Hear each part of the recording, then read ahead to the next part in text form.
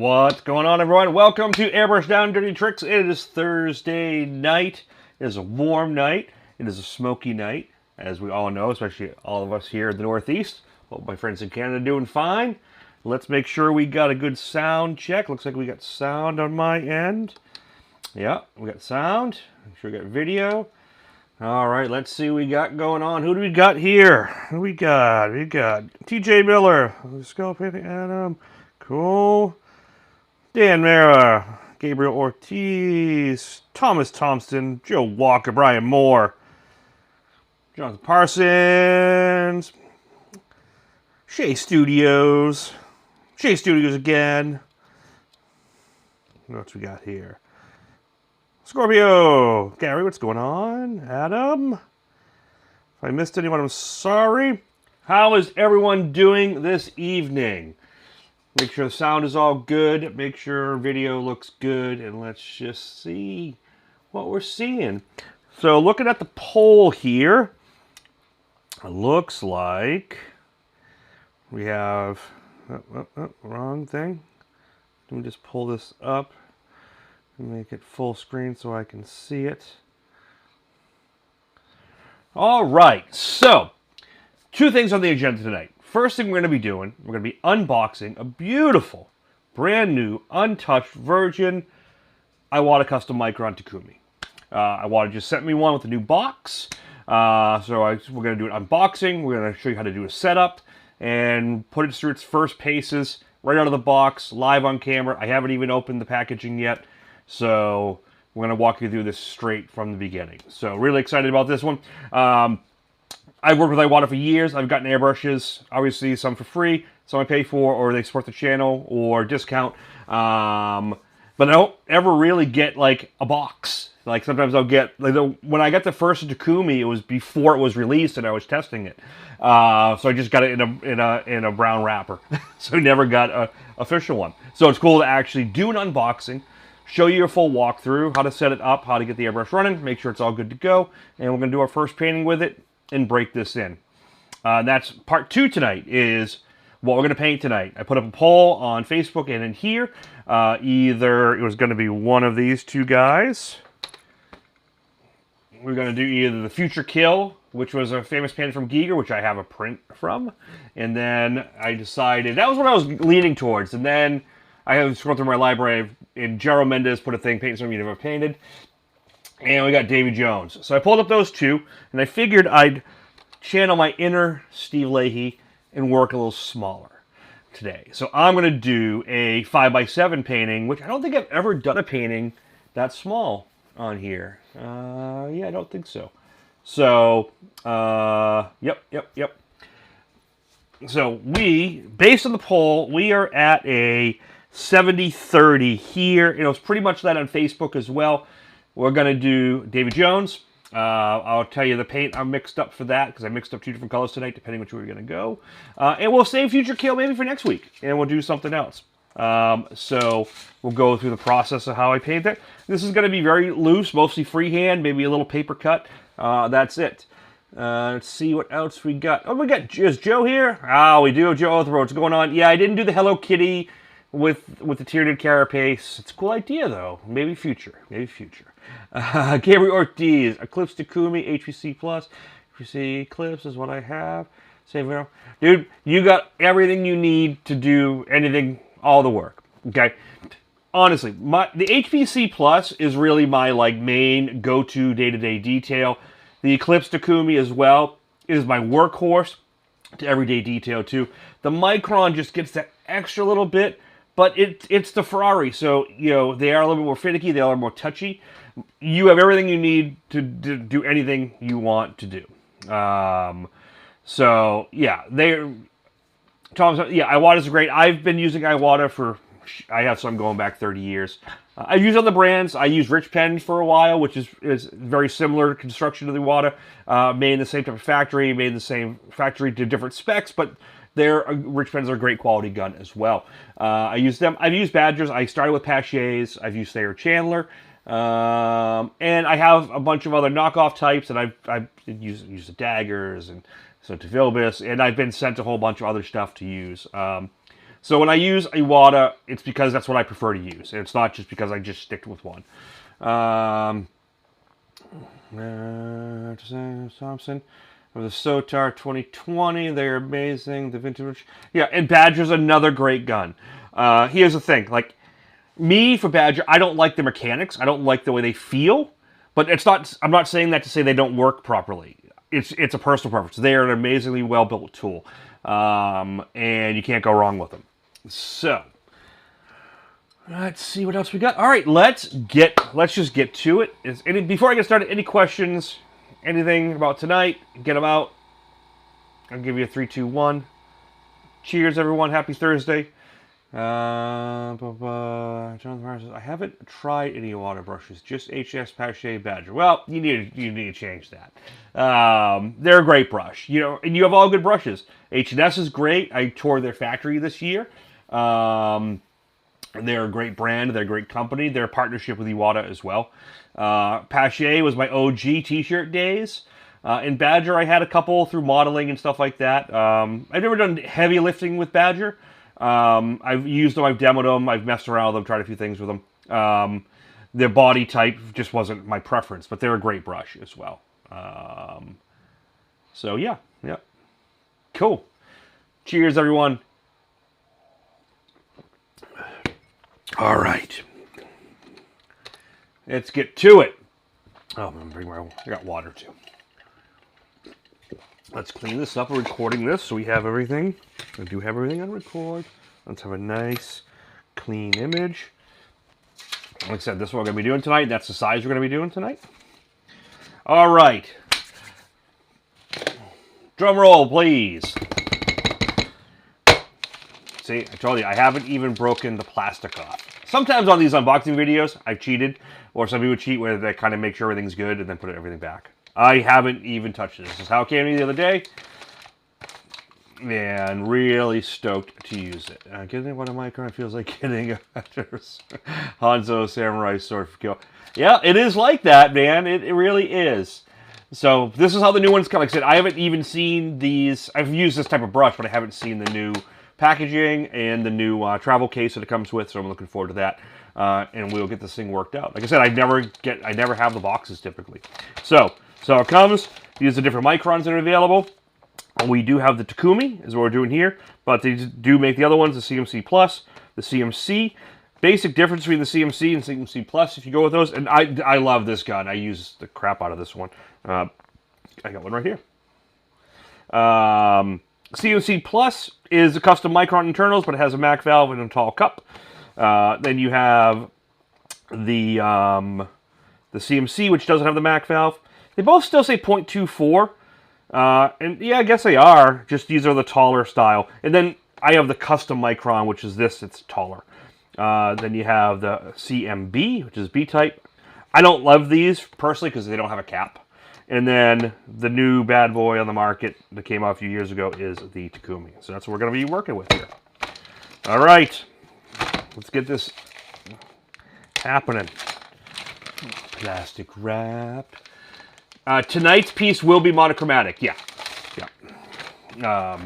For sure. I want to keep it nice, simple, and just let the brush do its job.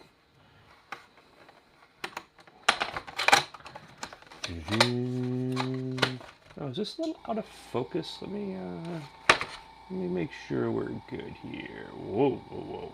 There we go. Good. There we go. All right. I'll take one of your old ones. Oh no, man! I use these things, man. I use everything.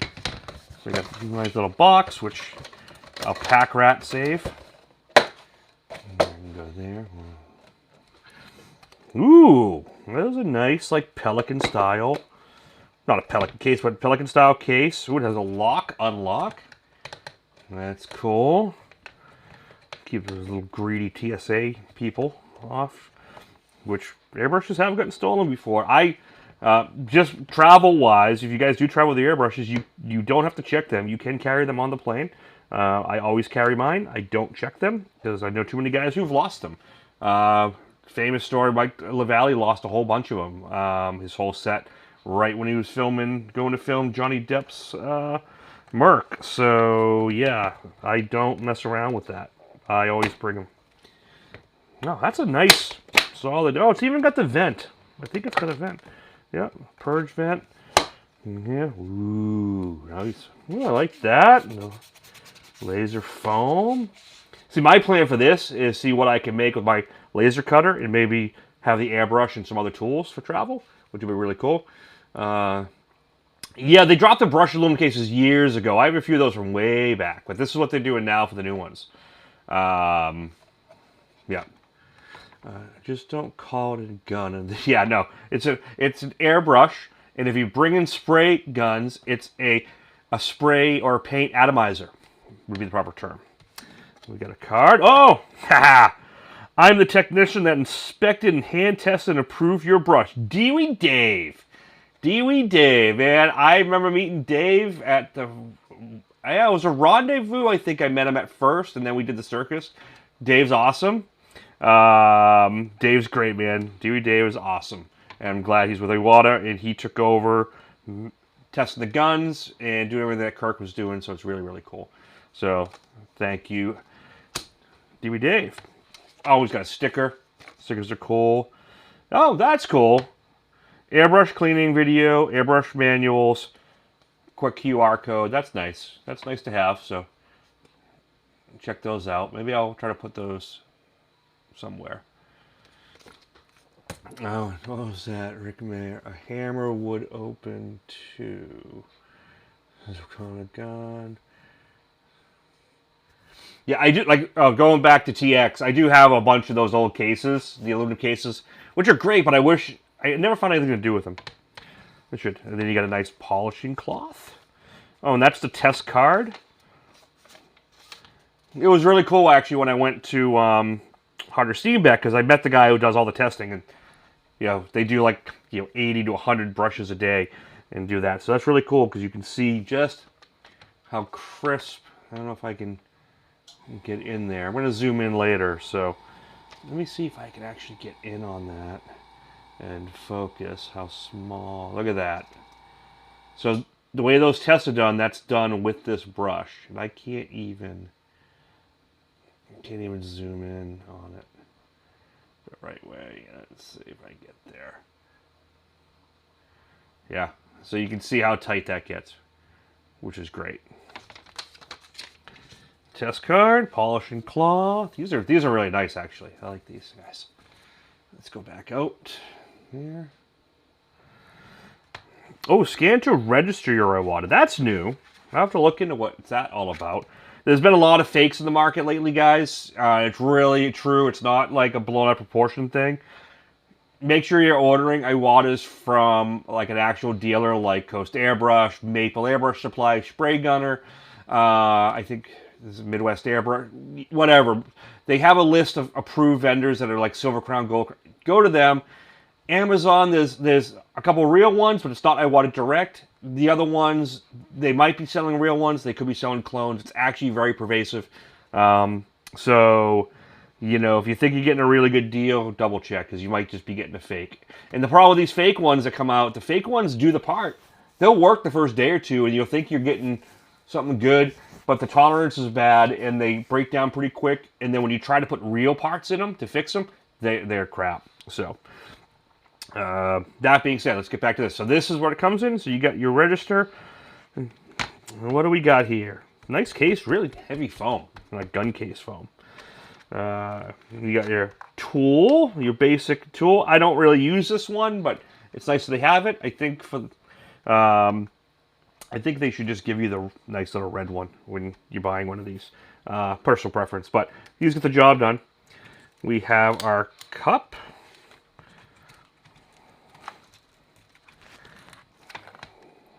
Now the cool thing with these cups is they do make a smaller one. If you want to do a smaller one, you can unscrew this and put a smaller cap. I know I had one around here. I just don't have it handy, but they do offer a smaller one, which is the same as the Neo. The Neo one actually fits into here. So we got that. And it comes with a good moisture trap. So if you're worried about moisture in lines, it does come with one. A lot of people like these for the balance. It's a little bit heavier, on the brush, almost acts like a handle. So very cool. And again, these are something that you'll see Harbor Freight ones or other like knockoffs. They're like, oh, they're the same, they're $5. Yeah, they don't do anything.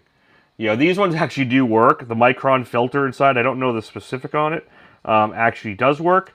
And when like the other ones are plastic, and they're like, oh, that's plastic. No, this is metal, and it's got a real filter inside and a purge valve. So it's good there. You got your airbrush lube. We got big fingers, so it's a little hard to get out. This is the nice clear stuff. There's always a debate on should you or should you not use it. I barely use it. I put a little dot in the needle itself after a good cleaning, and it's going to be stored away. I've done some cleaning videos. I don't use it very often. You don't squirt it in. Never put it in the air body because it's never needed because that causes issues. But yeah, you get that, and then the beauty. All right, so you got your little soft cap. I wish I was dedicated enough to keep these because they are nice just to keep, be safe. But I'm just gonna leave it in the case here. And here she is, the Takumi Micron. Oh, so smooth. So nice, brand new gun, never touched, except from Dewey Dave. Oh, everything's so snug. Excuse me a minute, guys. I need to be alone.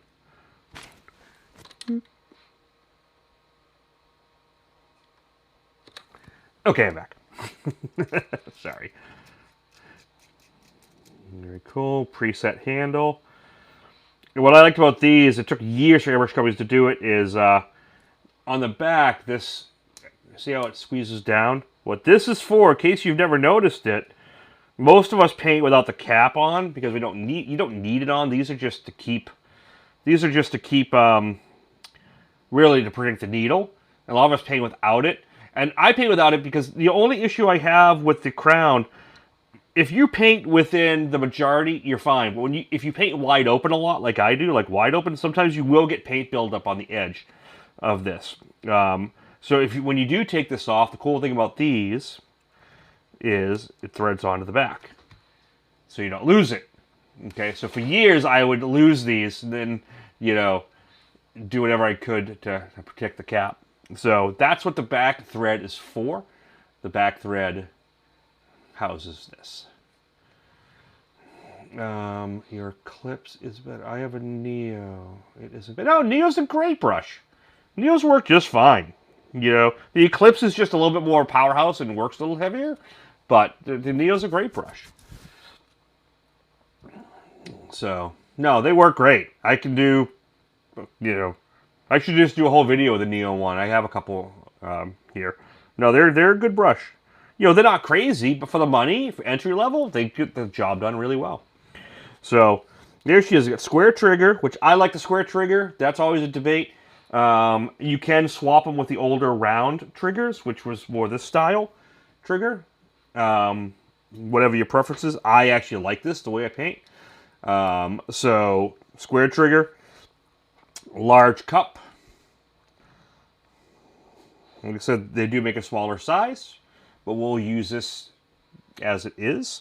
And then, if you're lefty or righty, you can take that off, and you can swap to the other side, depending how you want to paint. So I paint it like this, so I'm looking down this way, so that would block my view of the head.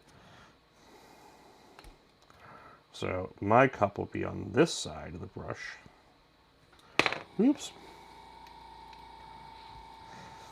And then cap that side. And I'm running quick connect, so the only thing I need to do, let's see, Iwata is worth the money. Yeah, they really are. They're a great brush. I need something affordable with a small needle. Just use the Eclipse, man. The Eclipse will do everything you want. You can get detail with the Eclipse. If you got to go the next one up, then go with the Plus, which would be the HPC Plus. That's going to give you your next level up, and that's going to be everything you're going to need. But the Eclipse can really do the detail. All right, so we got this, we're good. Let's show that at a different angle.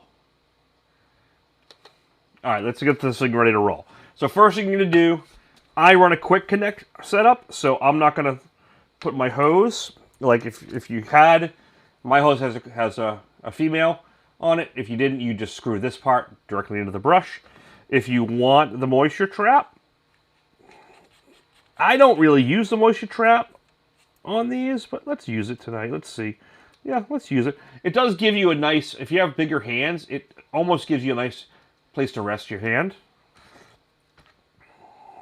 And then screw your connection on.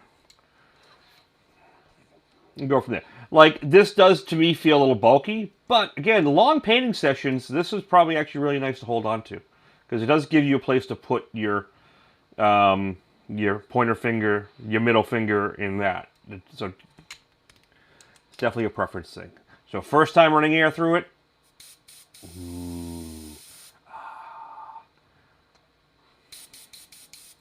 Shh. Excuse me.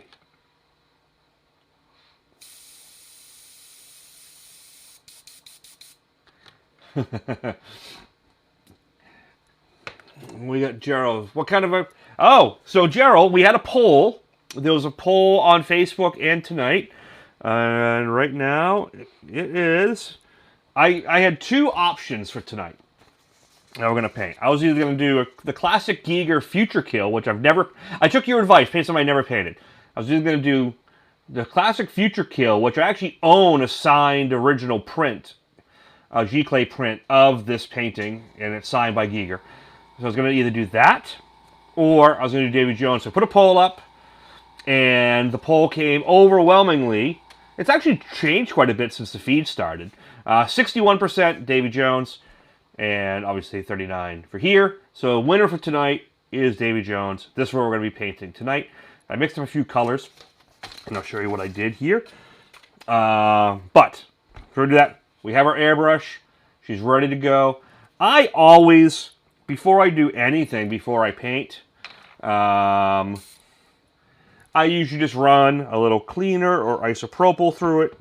It's not needed. It's obviously perfectly clean, but just a check. We're just going to make sure. Oh, look, we'll use this as a backdrop so you can see. Look at that. So the best thing about these is how smooth the atomization is. And when you get down to the really micro brushes, that's where you're really shining. Eclipses will do super fine lines. These will do a little bit finer, more consistently, but Eclipse will still do it. What really comes in is the small atomization. So an airbrush with a 0.18 like this, or the 0.23 versions, when you do the blends, when you do fades, see out here, this part, the droplets are super small. So meaning you can get detail with an airbrush when you're really close to the needle in a little bit of paint, okay? Where an airbrush really shines, I think Gerald would attest to this, is when you're further out and you're painting with this point of the gun, the atomization is super smooth and even way out here, and that's how you get those super soft blends. That's where airbrushes really shine. Yes, close super detail works. What really happens is out here and out here, just like spray guns, the atomization is super smooth, okay? That's really the difference, and you get those little micro droplets of paint. Very pure atomization and very clean. So that's what that's where that goes. Awesome. I'd like to paint that myself, but I don't think I can pull it off. You can do it, man. You do it a couple times, you get good. LaValle was epic at Giger inspired. Yep, yes, he was. Javier, Infidel Graphics. It's a great name. Carlos, Ron Basil, TX. Opinion on Blair modifications. They're fine.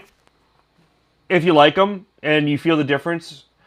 The only modification I think he really does is the trigger. They do work a little bit. I don't think they do much. I like the stiffer spring and the square trigger. Yeah, so like Blair puts they have the soft spring. I don't think it really does much personally, but some people say they feel it. I think it's placebo effect. Um, his lowrider trigger is cool if you only paint within the first half of the trigger throw. If you're like me, where you pull back here and further back, I don't like the trigger. But again, not to say it's a bad thing. It's just personal preference. So yeah, the those are the two main things. And for those who don't know, I should have brought the original Micron SB, because basically what it is, when you look at them, because this is also, these are a lot shorter. So the Takumis are a lot shorter from from the trigger to the body. They're about a 1/4 inch shorter. So it does make it slightly more responsive because the distance of your pivots just more responsive. That's the main difference. It's the length from here to here. All right, we're going to put this aside, and we need to get set up for paint. So that's how I get ready. I'm going to put all this stuff here. I am going to figure something out with this case, because this does come off, and I have a nice laser cutter. So I'm thinking of making a new insert travel case where, the brush will fit here, maybe my pocket graphics will go in here, and make a nice little travel case is what I think I'm going to do with this case. Because it's cool. It is a very nice case. Yeah, I do like that. And there's some extra depth to it. So, like I said, I got a laser cutter, so I can just make my own. All right, let's put this in. Let's save this. Bye, Dewey. But yeah, that was my first time doing an unbox of a brand new Micron. It was super cool. And the votes are still leading towards Davy Jones, so we're going to officially lock that in, and that's going to be the painting. Okay? Yeah, let's just get all my little fingerprints off. Give it a nice little shine. I'll treat it like Gerald Mendez treats his brushes. And every day, a full polish. Doesn't leave them dirty like it normally do. It'll eventually happen to this one, just because that's how I work. So there we go. Let's do a beauty shot. Look at that. Ready to rock and roll. All right, let's talk about what I'm going to paint tonight. Jones is going to be the winner. And because I wasn't sure of which one I was going to do, I made up two colors, and I'm using Cratex Candy 2.0. So I was going to do this one, and maybe I'll do this one next week, with Candy 2.0 Black Candy. I mix this really strong in candy. I actually did, usually I do 1-to-1. I did 1 to like basically 1.5, so I did more candy. And then I added some reducer and strained it, like triple strained it, so it was super, super pure. And then I made this color up, which I'm calling Old Tattoo Green. Meaning, like, our old school, like, grandparents and uncles all had tattoos, and the old tattoos, not like modern inks, which stay black. They would all get that green look. This is what I'm calling Old Tattoo Green. So what I did is I mixed equal parts of black candy and equal parts of emerald green candy together, and then did the same mixture as this. Infidel Graphics, the votes have it, man. 58%. Davy Jones is what we're doing tonight. I would have went here personally because, like I said, I have the actual. I don't know if you can see it, but right there is Giger's signature. That's a signed original of the 1000. I forget what year, in the 80s where this came out. They made 1,000 signed G Clays of this, and I have one. So we will do this. We will definitely do this one. It's just not going to be tonight. So this is going to be a Black Candy one. I'll either do this next week, or I'll do a recorded video on this. Okay. The airbrushes are jealous now. Be careful. They'll be fine. So like I said, we're going to do this tonight, but I figured not full black and white. I figured we'd give it like a nice little green tone. So yeah, so if you look, you can see that kind of green tint. And I did a motorcycle in this years back because the guy wanted to look like old tattoos. So Modern tattoos don't really get this green because the inks are much better. But if, like I said, any of you had uncles and grandparents, that the tattoos were always very green. Here, yeah. That case is better than the metal ones. Yeah, I like the metal cases. But again, none of the cases are super useful. This one, I think I can get some uses out of it for travel. Sometimes I think the gun's too shiny. It reflects light back into my painting. You're being... No, it doesn't. Come on. Mike, come on. It doesn't reflect light back into your painting and mess you up. Come on. That's just... If that does... I'm not going to say it. To me, that's like the people who say, I don't like the top feeds of eclipses because I can't aim the airbrush. Nobody paints like this. I like the side feed as well. But I don't think it's in my eye line in any way, shape, or form. I like the top feed because I paint like down a lot. So I like the fact that I can do that with it. That's why I like the side feeds. Because I'm painting on motorcycles most of the time. So, sorry, I had to call you out on the shiny thing. You can have them coated.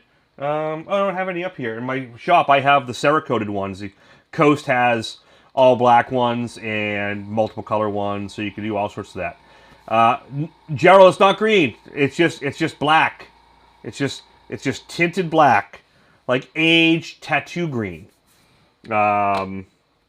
But it's him, and he's got a greeny tone to him. I know you don't know that because you're colorblind, but and they picked it. I would wanted to do the Giger one. All right, let's bring up my easel here. We'll get this thing started.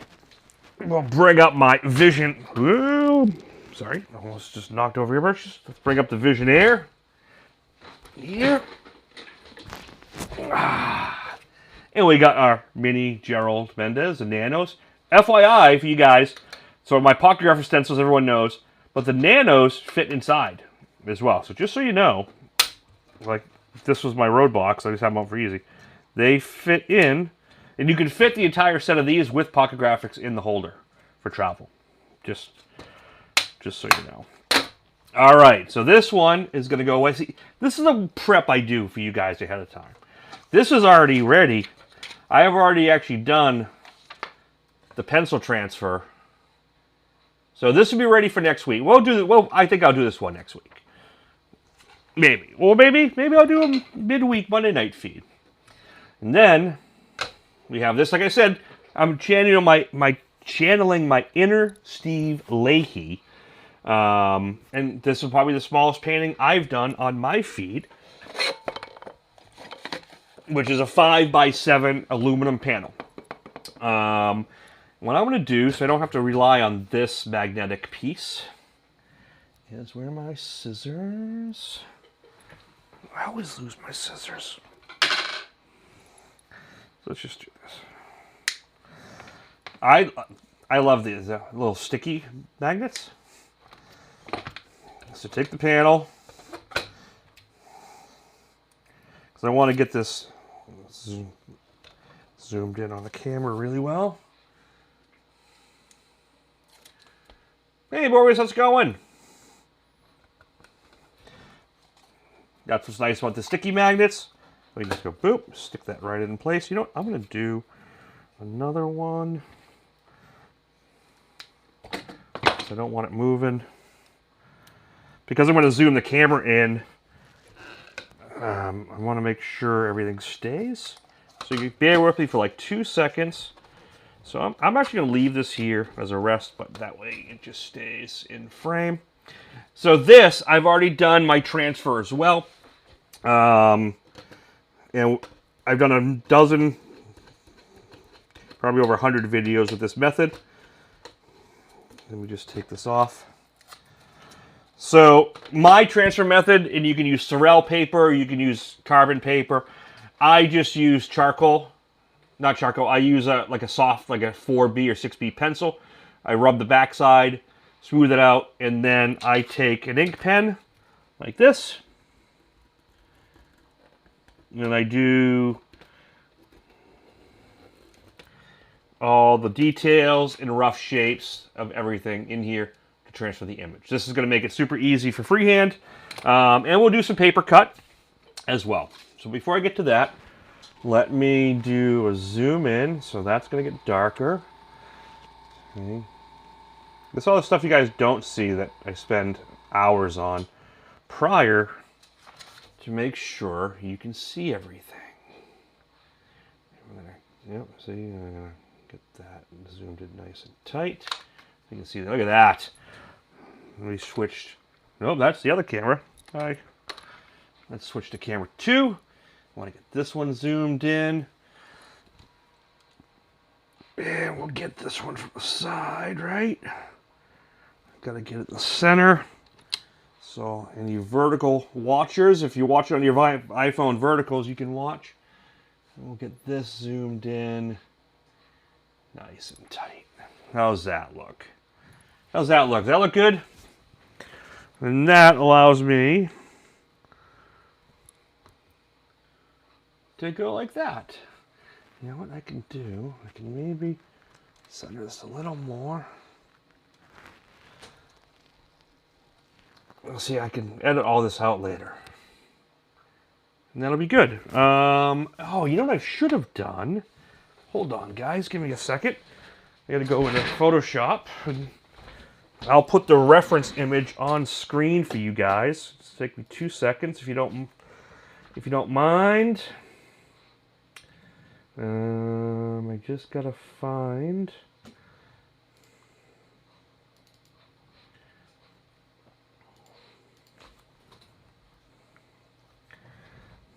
Yep, I just gotta find the reference image. Yeah, for me, it's a small. It's a mural for Steve Leahy. But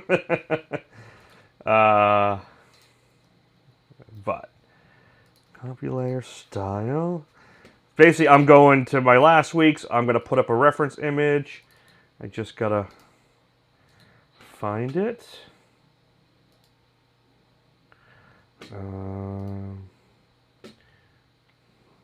But I can read all your comments. So feel free to actually, while I'm doing this, ask some questions. And did anyone get the paint mixture? So I'm doing a Candy 2.0. It's going to be a 1-to-1 mix of emerald green to black candy. Is what I'm using.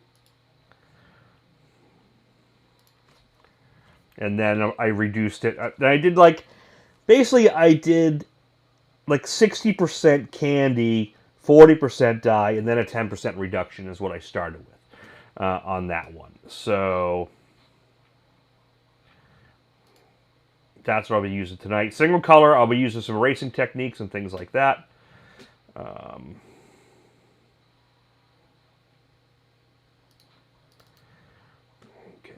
so come on. Sorry, this is taking X.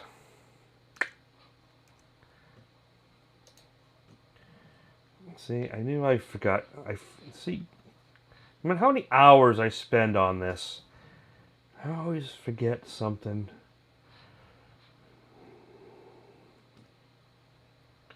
After raster image. After cut, delete, paste.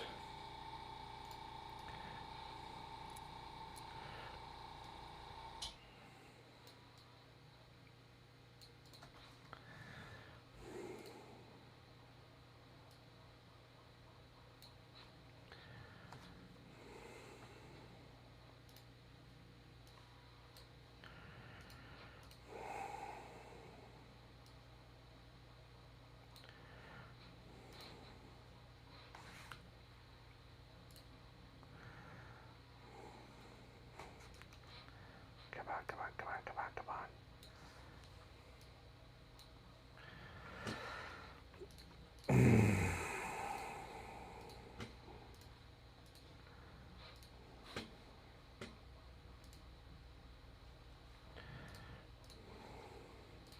Almost there. Okay. I thought this was going to be faster.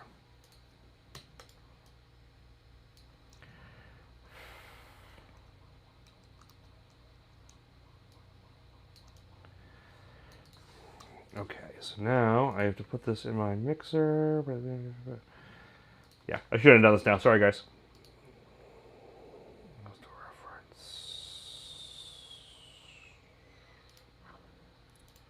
So now I should be able. Yeah, there we go. Sorry, had a little tech time. So as I'm painting, you can see the reference image. Yeah, about 100 kelvin. Okay, so is all transverse solvent and okay, let's see what I missed. Let's see what I missed. That's a great brush.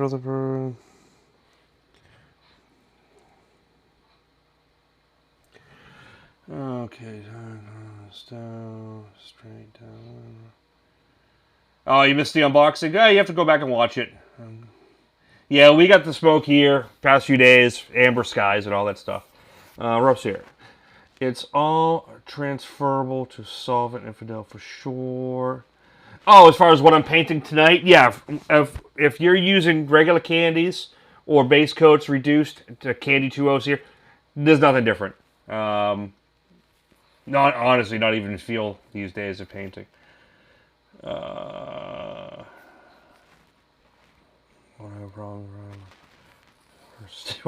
in the 51st state. That's funny. Oh, yeah, so that's crazy. If a girlfriend is well, way she's on evacuation alert, 24-hour notice if the winds pick up. Yeah, it's gonna be really heavy. Did I miss the colors you're using? So what I'm using tonight for this one is a color I mixed up called Old Tattoo Green. So it's a Candy 2.0 from Createx. If you're going to do this in solvent like House of Color, you would, well, you can get a black candy from Coast. Coast doesn't make one. But it's black candy mixed with emerald green. Or what you could do with House of Color, what I used to do is mix a organic green candy and add black to it, and you'll get this color. So basically, it's Old Tattoo Green. Just old school different. I use both, man. I use solvent every day, and I use this every day. There is no difference really in how it performs anymore once you understand the pros and cons and how to use it. So I mostly use solvents on all the jobs that go out to other body shops for clear coat and stuff, because if they don't know how to work with water-based, they're going to mess it up. So, okay, so we have our image. Okay, for those missed, I did my normal transfer method, which is using charcoal, not charcoal, 4B, 6B pencil on the backside, and then I use a pen to transfer the image. Like you see here, like you see there's nothing, it's all cleaned up in here. If I want to add like where little details are like this, and like folds and stuff, you know, now they'll show up where they weren't. Okay, so that's all that does. Or you could just use carbon. You could use Sorel paper. I don't like Sorel brand. I think it's too waxy. Some people like it. I don't. Use what you like. I just prefer this method. All right. So 50-50. Yeah. So for the Candy 2.0, it's 50-50. It's black candy and emerald green candy. So I'm going to take this off now. And I have this guy. So I want to do a little paper cutting, but not right off the bat. Let's put some paint in this brush. And maybe what I'll do, you know what? Let's christen it. I have another panel right here.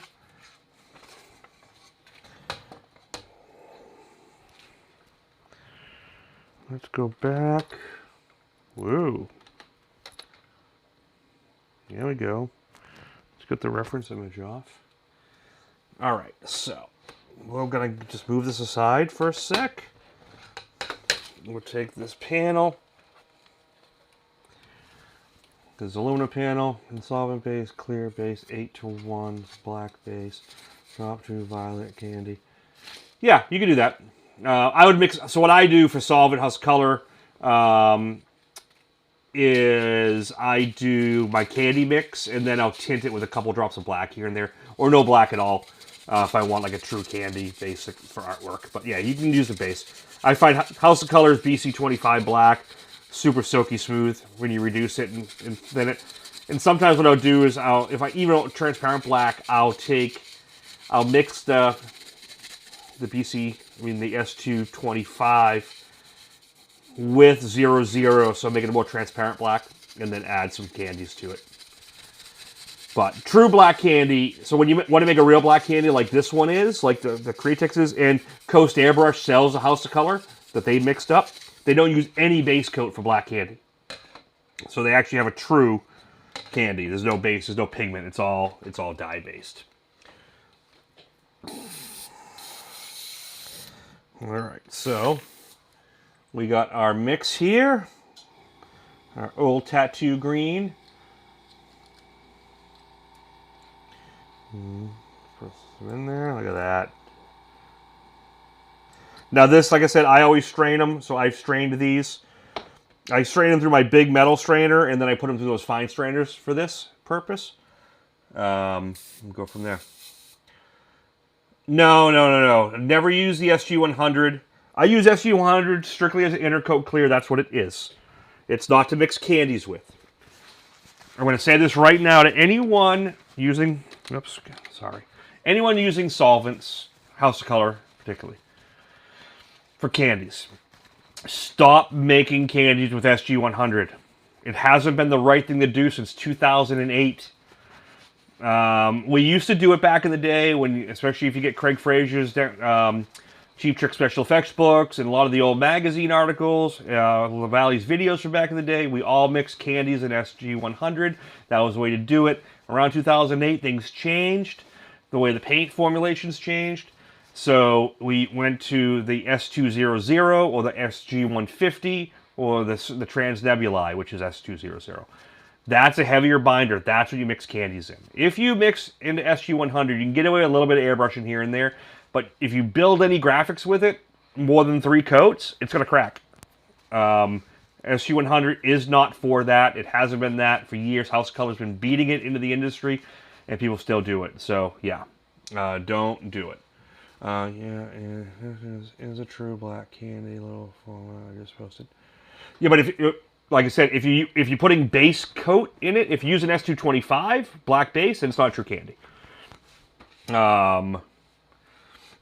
But yeah, House Color doesn't make a black candy themselves.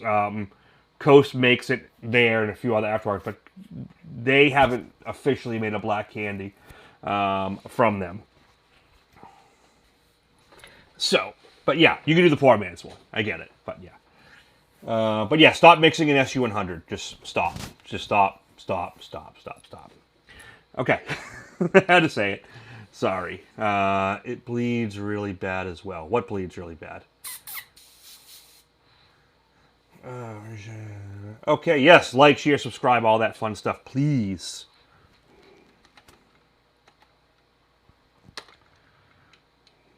Why is that doing that? Okay, there we go. Sorry for the shaky camera. I bumped the table. It'll settle down. S200. I don't know the S200. Oh, you talking about the wax and grease remover? S200? That's the Napa stuff? Okay. Anyway, first time running paint through the Takumi Micron. Let's just see.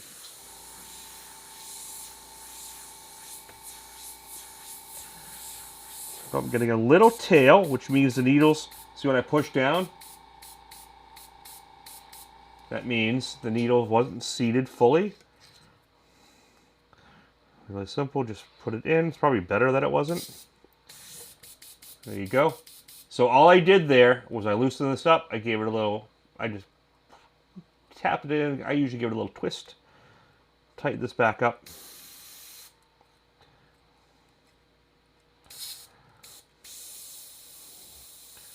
And there we go. Pressure's really high. I'm at almost 40. I'm going to drop this down. There we go. So, lines are pretty good, but I think they're they're not perfect. See how they're a little jittery? Candies mixed with SG100. Yeah. Don't mix candies with SG100. Period. Oh, meaning they bleed if you mix. Yeah, that can do it.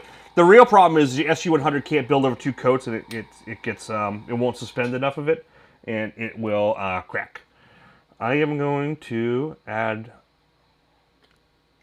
another like 10%. Oh, I just dropped the cup. Didn't drop the airbrush, but I dropped the color cup off the side.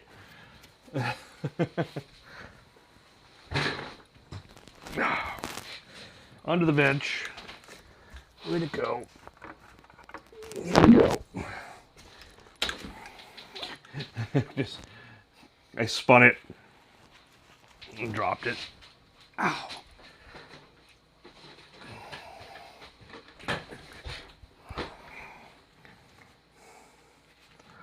Okay.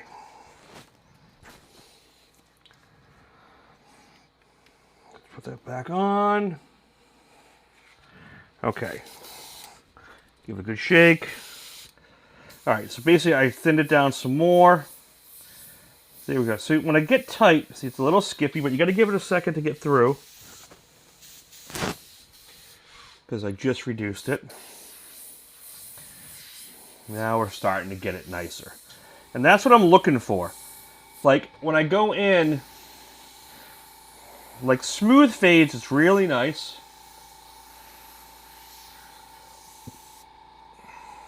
I can see the grain a little bit.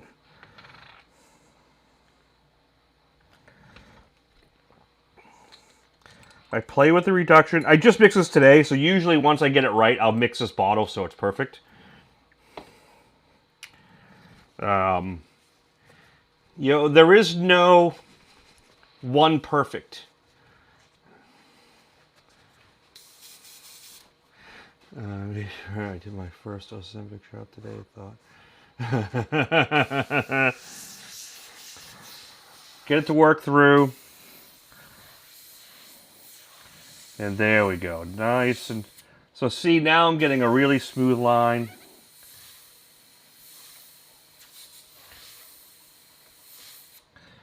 Nice and tight. I'm going to actually pull my cap off. This is not for the faint of heart, because you'll get... So that's what I'm looking for line work. I don't use the candy because it's mixed with 40-50. It can clog the airbrush nose. No, it doesn't. You mix it with the 40-50, reduce a little bit, at least 1-to-1 with the 40-50, give it a good mix. Because if you use candy straight, you got no binder. So you got to use either 40-50 or 40-30, or don't use the candy 2-0. And you mix it really well, let it settle. And no matter what, through any airbrush, especially a Micron, I strain all my colors, so they're always going to be perfect. But that way you get the bite, because the 40 without the 40-50 or 40-30, you're just spraying dye. So there we go. That's really nice. I could probably thin it more. Yeah, but the 40-50 is only thick by itself. Like when it's by itself. Meaning, if you do a 1-to-1 mix, 40-50 to candy, now it's super thin because it's reduced. Yes, the inner coat is a bleed check. I don't use the 40-40 bleed check at all. Once the 40-50 came along, it really doesn't bleed much, and you can use the 40-50 as a barrier in between it. I hate the 40-40. I found it gummy. It stays kind of rubbery. I've never been a fan of it. But the 40-30 had a lot of problems with it being too thick. The 40-50 is really consistent. So, and if you want your artwork to bite and bond, then you definitely got to be. Can it be used 43 gloss? The 40-53 is the high gloss. Yeah, it should be able to. I haven't. I don't think there's any negative effects. I know some people do use the matte too with it, but I don't see why not.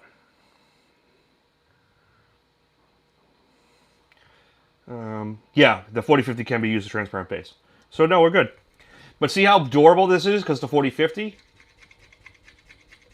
If you don't put it in there, it's just going to come off. So that's the back side of my panel for next week.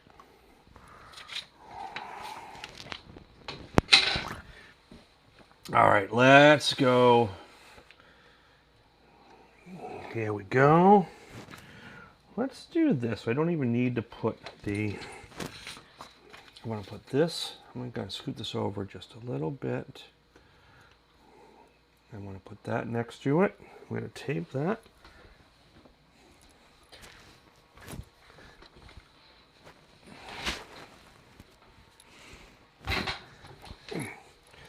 I mean, and you can also, if you don't like a lot of the 4050, like what I did tonight, I did 60% candy, maybe even close to 70, and then the 4050, just because the 4050 will kick it into hard surface.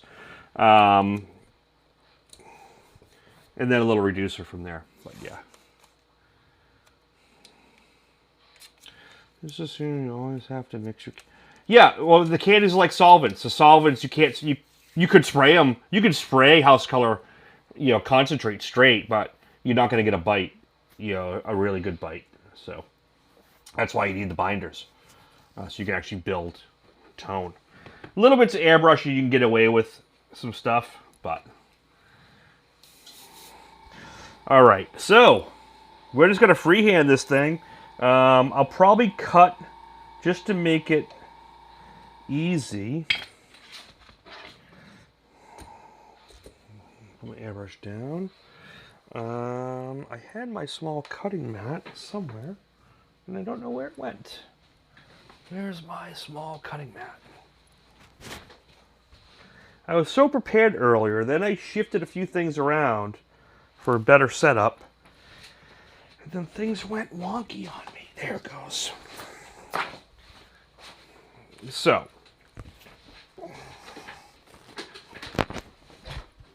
what you can do, a little cutting mat.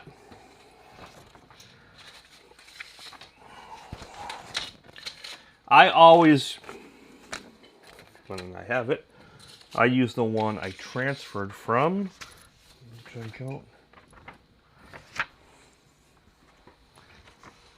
don't have, and I don't know why.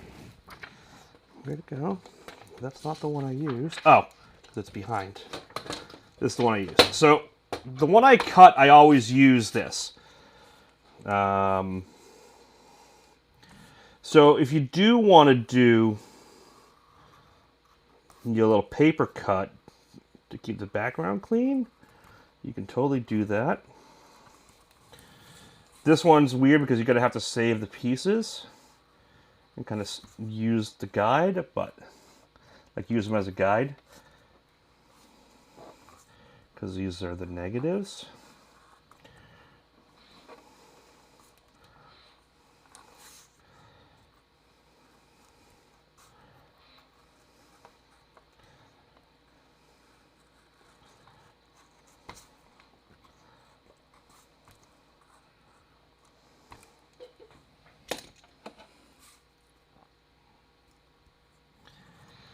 So, like, for those of you who didn't know, but Kiwi Terry, he would do the most outrageous paper cuts, like all the details, and they would just be epic to use. Like, they would be almost used as art itself. We're not going to go that nuts, but... So, I'm going here, and I'm just going to keep this kind of simple here like this. So I'm just basically cutting out the majority. Got the dropsies.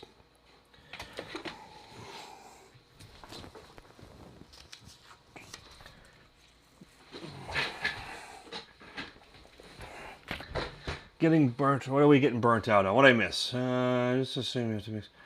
I learned that last week. I haven't tried since. I have new stencils. I'm gonna try. I prefer to use Iwata clips with candy. It's recommended to create that. So my Microns prefer using well thin. Yeah, it's all preference, man. I use the candies because I thin the hell out of them and I strain the hell out of them so they're perfect through the Micron. Getting burnt out. I think I'm getting technically better, but not artistically better.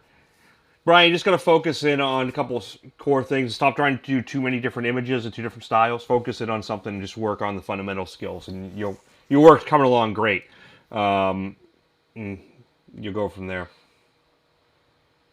Yeah, I've used the Eclipse here so many times. All right, so what I'm going to do is I'm going to use this just to set some early tone. I'm not going to go too dark with it, but just enough to kind of get my bearings like that. And I can come along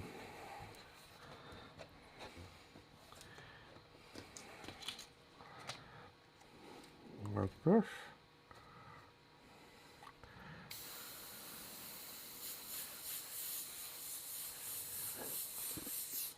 But if you notice, this is where I've got hung up on it too, about like how fine of a line I can do.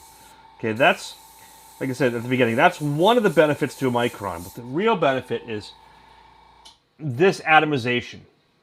Okay, how smooth this atomization is because it's a 0.18, and the way the head system is designed to really atomize paint and flow it super smooth. Okay. That's the biggest benefit to it. Because if we get in really close here, I'm trying to, here, you can see how smooth the paint is across here. Okay, whereas through Airbrush that aren't as efficient, it'll be very stipply and less smooth. Okay.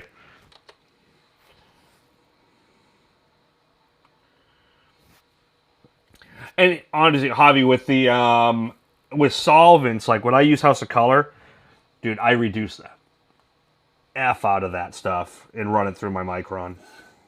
It's crazy what you can do with it. All right, so I'm just going to use that. I'm just trying to keep it, just so we have something to work from. Plus, it'll look good on camera. I mean, just crisp. Ooh, too much, too fast. That's a little issue with over-reduction. Okay, so that's because I'm over-reduced so much. You have stressed me out of SG100. Lots of fire out there with that. If it's out there now, you're fine. Don't stress over it. What really happens is you build more than 4 heavy wet coats of SG100, 3 to 4 wet coats to try to make something super red, you can get cracking on hot parts. That's where you have issues. Okay, so you'll be fine. We just got to read them tech manual, guys. Okay, yeah, see, that bled out there, but it's dry now. I just got too wet too fast. In which case, I can actually use...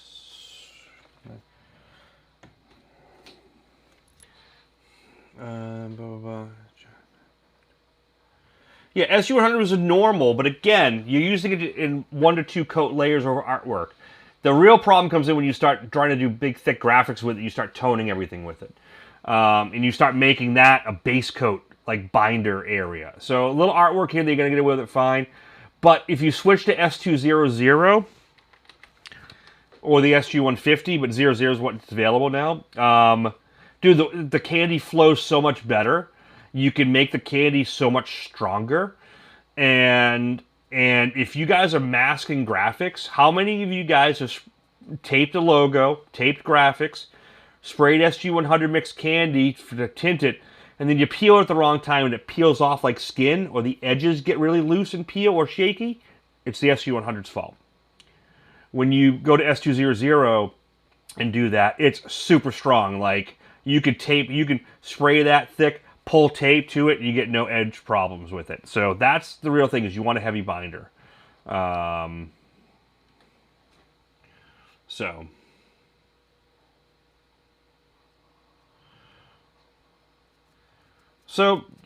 there's no issues with using stencils.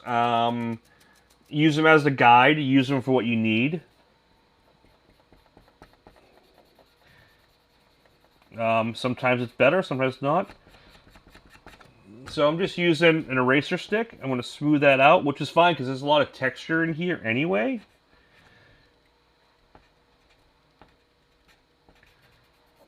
So, not going to be an issue. And here we can just start doing... Actually, let's grab a little Gerald Mendez. We'll do a little texture in the hat. Right off the bat here. And this area is cool. The little tip, if you're doing live painting in shows, set yourself up with a painting like this where you can do some detail work that's a little stressful. You go, ooh. But you can always come back up here while you're painting and just add little bits of texture. Take a break from stressful work and make sure your airbrush is working good. That's what's really nice about having these.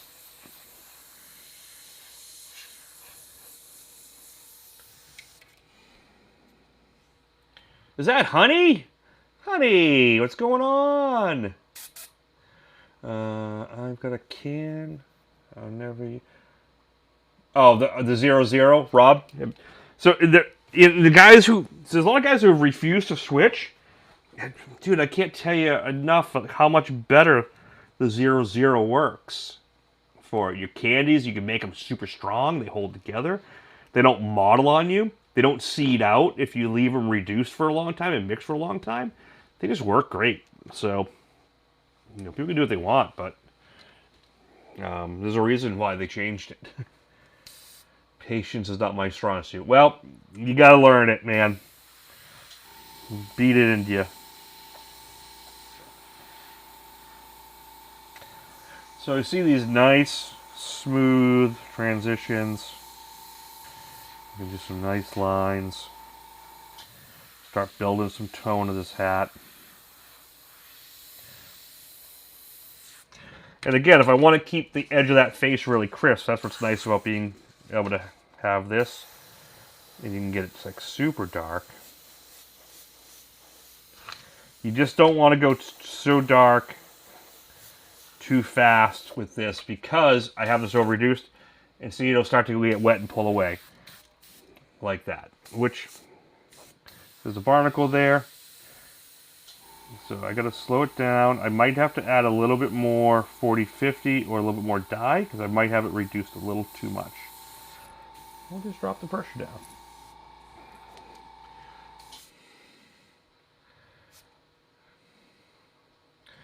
Learn more about colors, I think, and be more inspired. So you're worried about colors to pop right now? Oh, you know what? I'll show you a book. But here's the thing. You guys, you got to work on your black. You got to be able to pull off your black and whites and tonals to where you want them. And really get that to work. And then you can worry about color and pop and color theory and all that stuff. Get your foundations down. But if you want a great book on color, this was recommended to me by Steve Gibson. And it's a great book. Imaginative Realism by James Gurney. And Gurney has some good stuff online too. He does like weekly color theory and stuff. But this book really does a great job on color and light. And stuff like that. So this is a really good one. Now, it's not going to be specific to everything we do, but it does help you understand color theory and things like that. So that's a good one. And there's a couple other ones I could recommend. But yeah.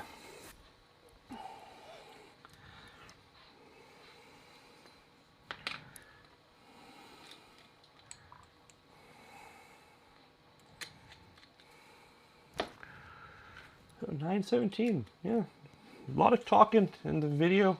Definitely took a little bit to get going. So now, because it's thin candy,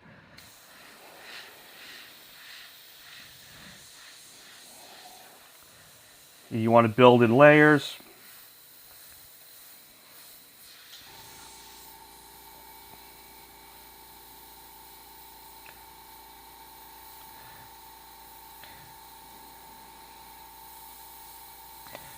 Just do these nice textures.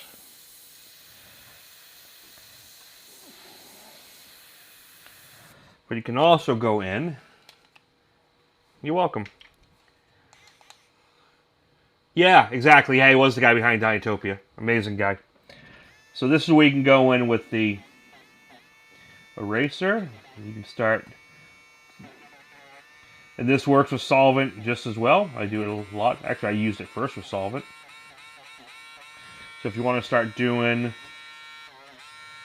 little barnacles.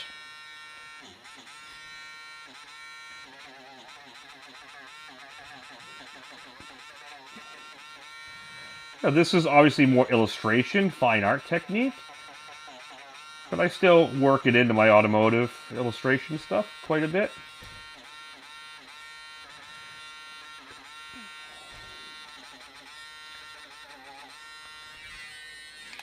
Yeah, obviously when you zoomed in like that, it's going to look a little janky. But you're going to smooth it out. And you're going to go in with your airbrush.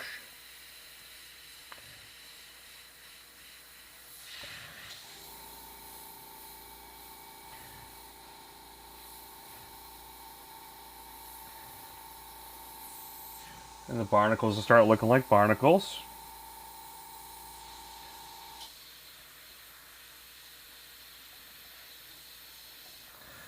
And when you tint over that erasing, it definitely takes the starkness out of it.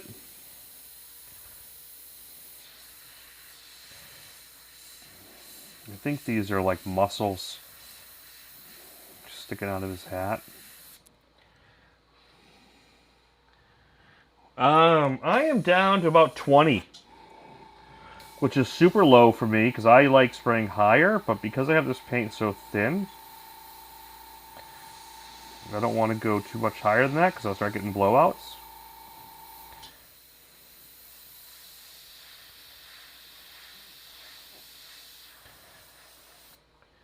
You know, just start working your way around the painting. You could also do, we've done it in some videos, I'm not going to do it now.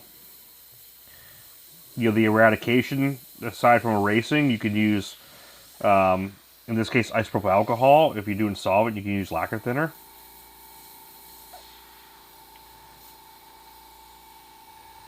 Yeah, I have this.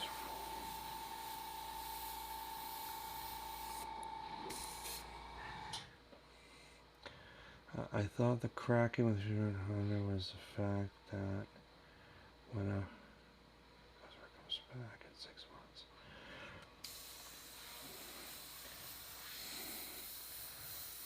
months. So, can it happen? Yeah.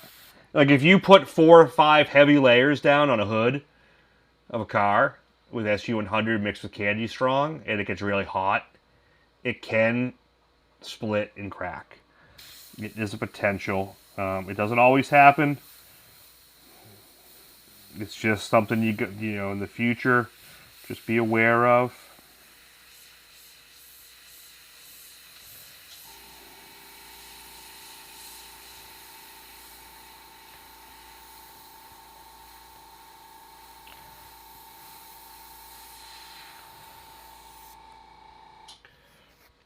So yeah, I could spend a lot of time up here, but I'll have this for later.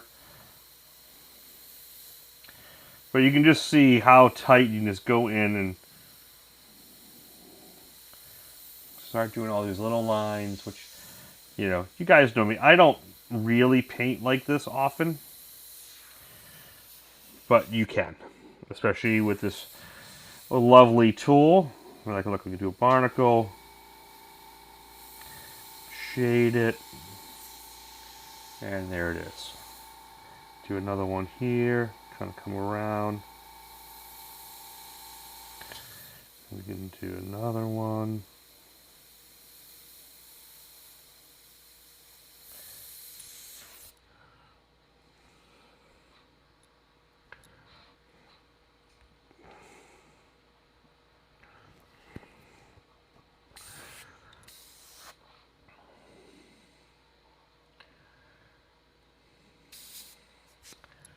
But yeah, all right, so let's get on this little like head banner here.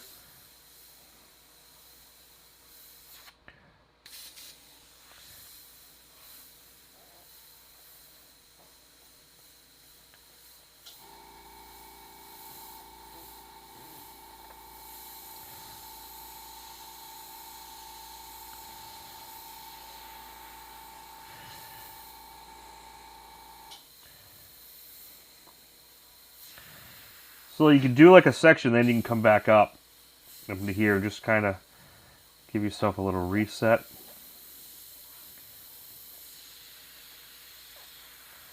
Because you can see how dark that's getting. I gotta see if I can zoom out just a little bit so there's less noise on the camera. Could you use a blowout technique? Yeah, you could totally do that. So like, I could go like this and just blow it out a little bit, but you got to be careful. What I would probably most likely do, what I would do, is I would shade them like this. And I would take another airbrush with straight isopropyl in it.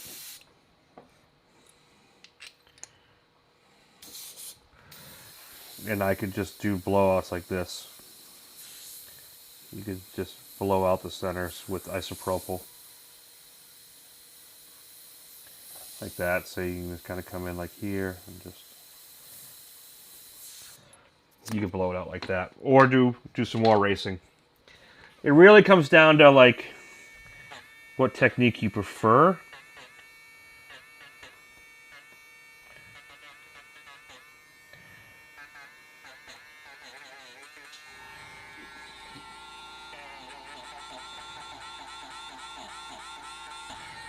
So then you can come in and you can start hitting all these shadows.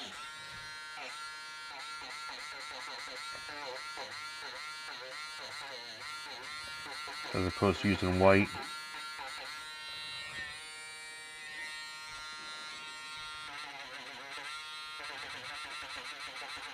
It really comes down to how you like to paint, like how methodical you want to be with it.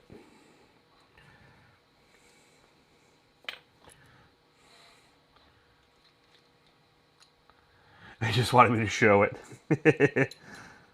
Dance, monkey, dance. No, I'm kidding.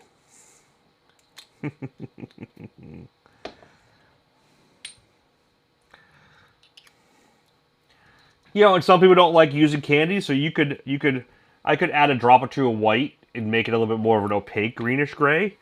You know, whatever you want to do.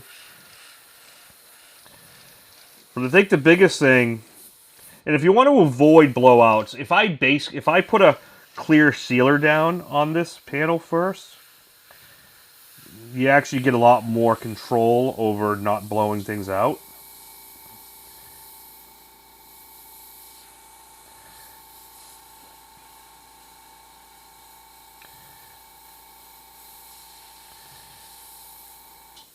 Or if you work on like illustration paper, like I work with David Naylor in Germany, and he works on a nice like heavy cardstock. It's got a nice tooth to it, so it really grabs the paint. And he's basically using like an ink, straight ink or a dye, and just, you know, slowly building. I don't have that much patience to always work that small. And I have more patience than most, but I can't work for 20 hours on a painting this big. I just can't do it. It goes nuts. I go nuts. I just can't.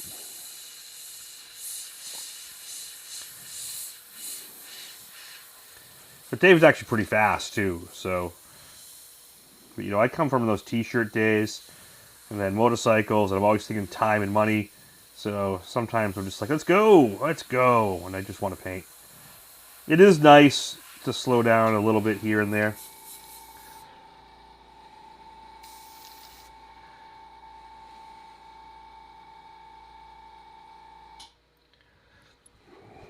Let me see if I can go here.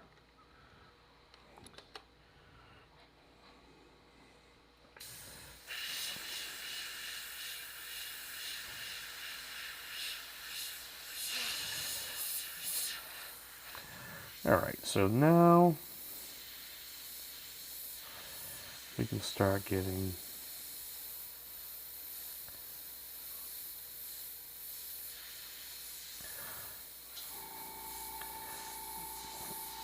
and this painting was never going to be a get this done in an hour thing. This was more about test driving the brush, just showing you how effortlessly you can sit here and just do small pick lines, smooth transitions.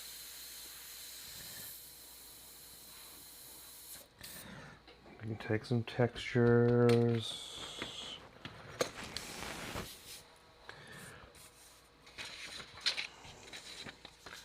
And then come in here, just if you want to avoid that super sharp, move the stencil as you blow, and it'll get a softer edge and less crispy.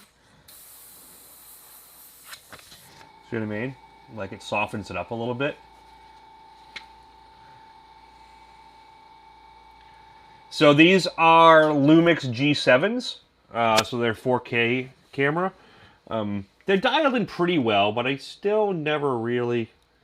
I'm still like... Oops, that's way too... I just blew that out. I'm always trying to find that sweet spot. For which I like, you know. And some of it's maybe lighting, like I could bring in some more light like this. That actually might help a little bit. What about... No. See, yeah, that camera... Because it's on a boom, it bounces a lot, so it's hard to keep it stable. 2 hours paint is about the limit. Yeah, I get it. I usually paint like 4 hours a day if I can on a job.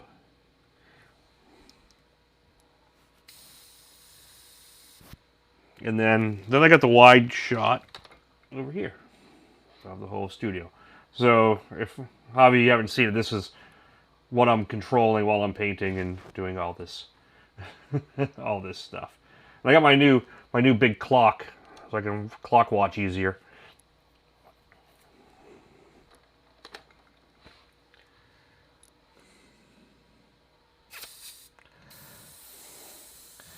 All right.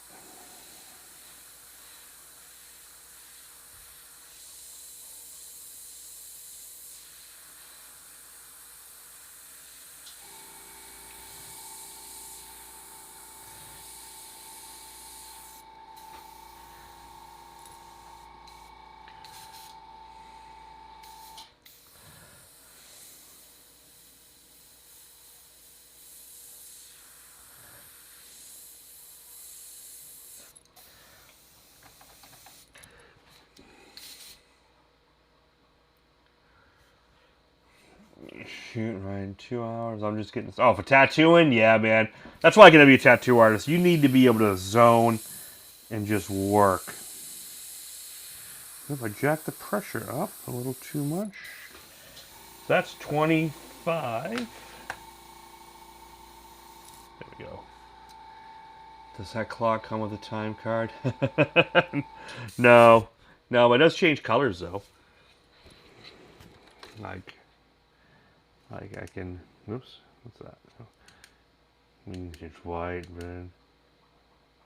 Red death clock. 18 hours a day. No, man, I don't do that. There's nothing I want to do for 18 hours a day straight. Nothing. I don't want a video game for that. I don't want to do anything for that long.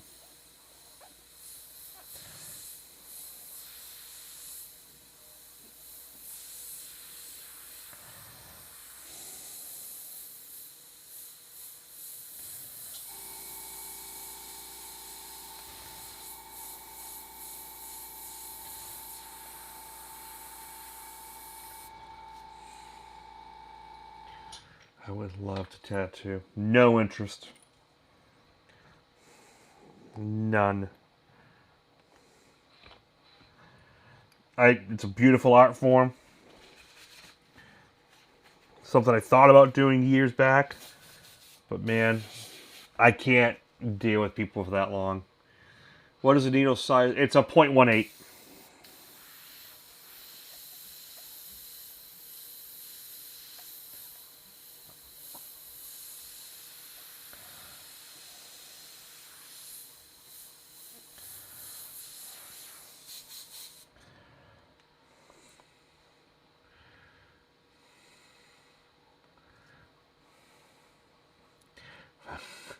If you become the 51st.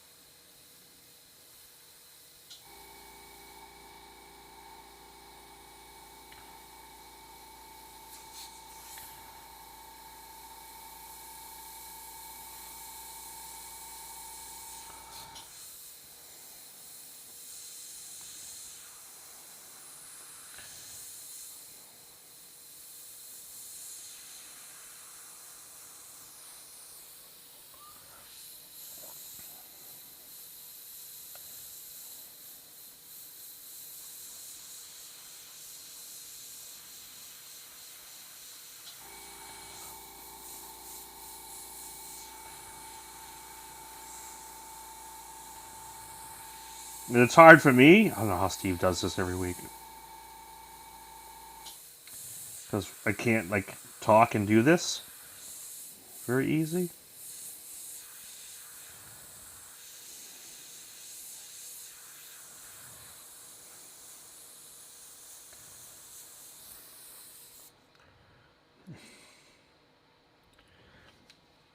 I want to see if I can get those at all.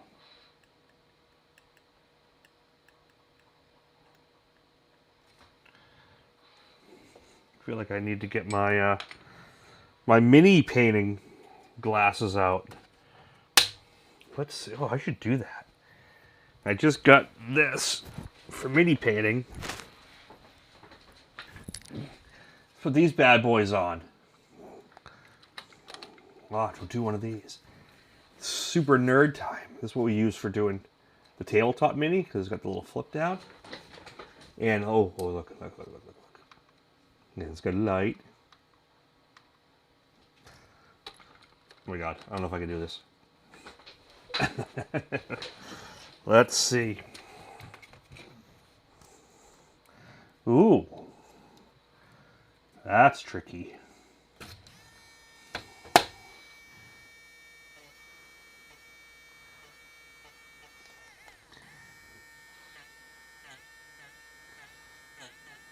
Ah, that's crazy. Oh my god, I can't see that. Whoa. I use those. Yeah. I got a bigger pair, and they go up like 40x. And that ain't happening. But I'm gonna sharpen one of these pencils. I want to try to get that eye and yeah, because I got one of these bigger ones too. Okay, so we can get down here. Let's see if we can get under here.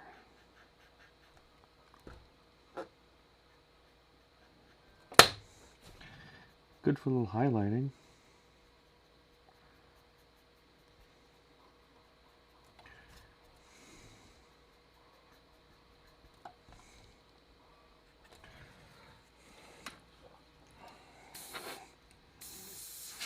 Ooh. Am I in the way? Sorry.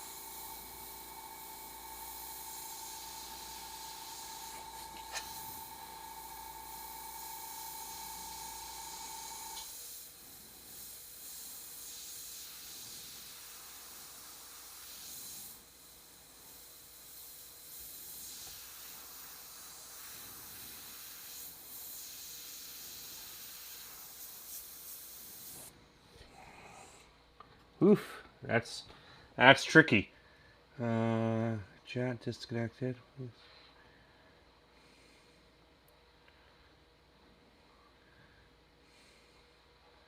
Yeah, it took me. I got progressives now, so I'm using my progressives with these now, and it took me like at least 2 months to get used to it.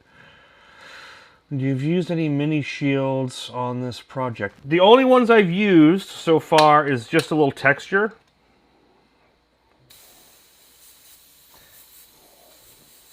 Just to get in here like this. We could use it in here, and I could do a little move technique as well. Just to give it, a little bit of different flow. I will probably use pocket graphics. Like, eventually to, like, maybe like get a little bit like in this area here. So it's crispy, so you can do some stuff like that. I just haven't yet. But this is where these will come in really handy for stuff like this, like finding a curve and just kind of toning off of it. See what I mean?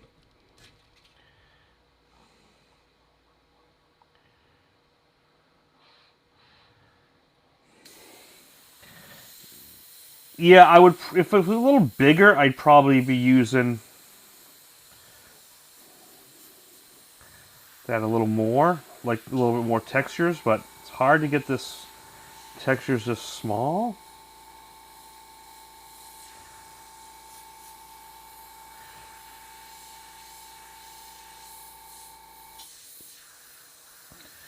Like I said, this is not my usual where I lay with this stuff, so like you're seeing me at a stress point trying to get this to where I want it. But the brush will do it. I just got to be able to do it better.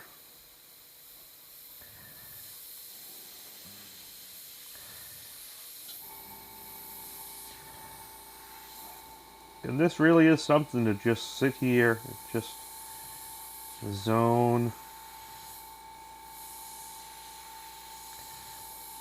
Like I gotta get a little bit more tone under here.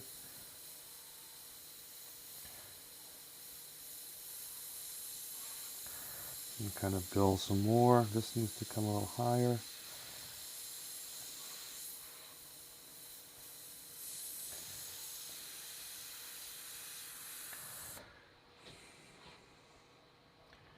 But see how, like, I need to get this a little darker. So I need to come up here.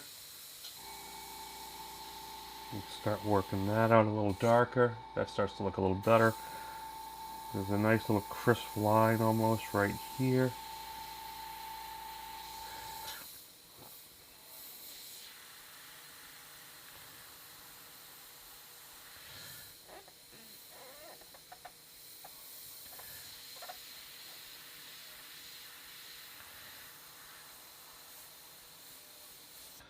So that starts getting almost black now, and now I start getting there.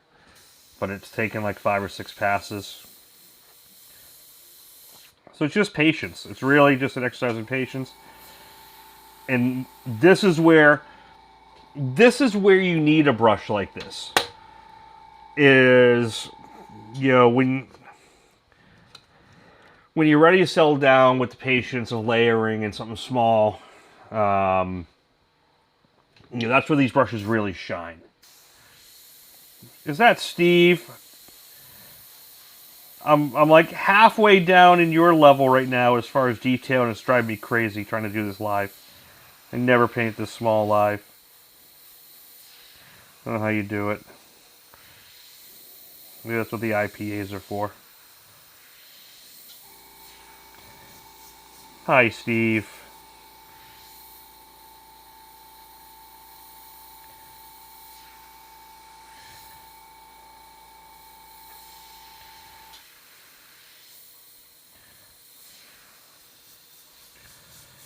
But like, if you're not like really comfortable airbrushing with an Eclipse and getting details, and then a plus, you get no business. You don't. I'm not trying to be mean about it. You're throwing your money away trying to use one of these. Practice with the other stuff, because these are so sensitive that, you know, you'll really struggle to get paint to flow the way you want it and all that. And I see a lot of people making that mistake. They buy one of these, I think, too early. Because you got to thin the paint different, you got to airbrush a little different. But they're an amazing brush, but just, you know, when you're ready for it, then definitely pull the trigger on one. They're great.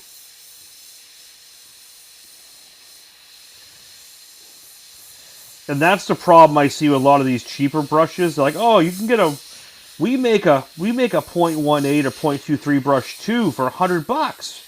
It's a Micron. It's not a Micron, just because being a 1.2 doesn't make it a Micron. How the head assembly is for atomizing paints, what's the technology? It's not just about the size of the needle. So,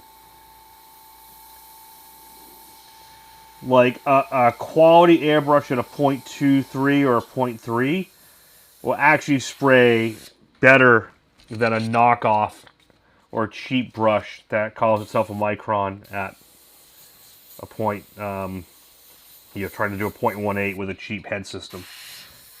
It really does make a difference.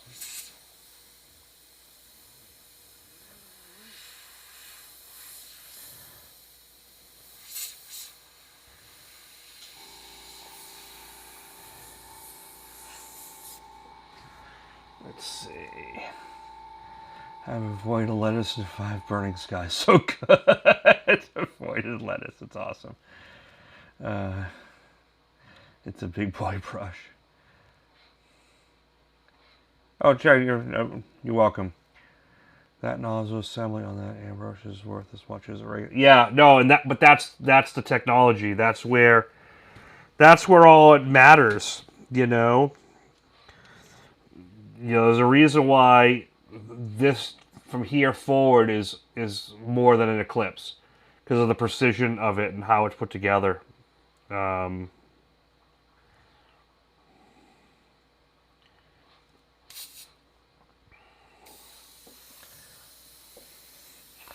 me get up in here a little bit.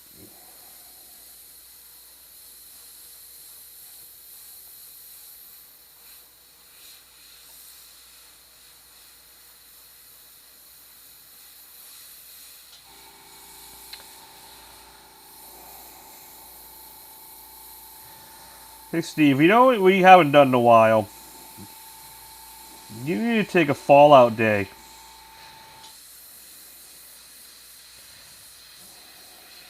We have not done a Fallout session together in, I think, years at this point now. So. Oh yeah, Steve, you didn't see. I think I put these on before. I was using these. Whoop. Ah.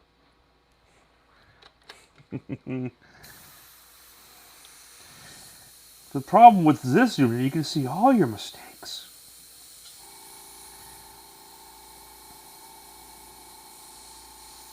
You can see every little, like, near blowout. Oh, I think I'm blocking the camera.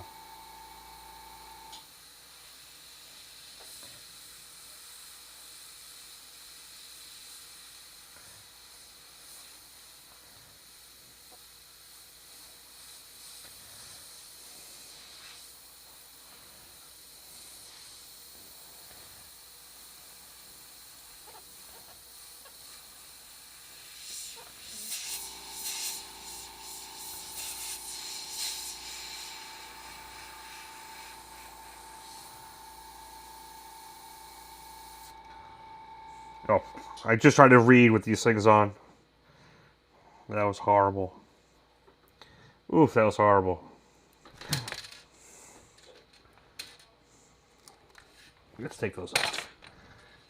Okay, sometimes the Takumi, the 0.23, and I cut that.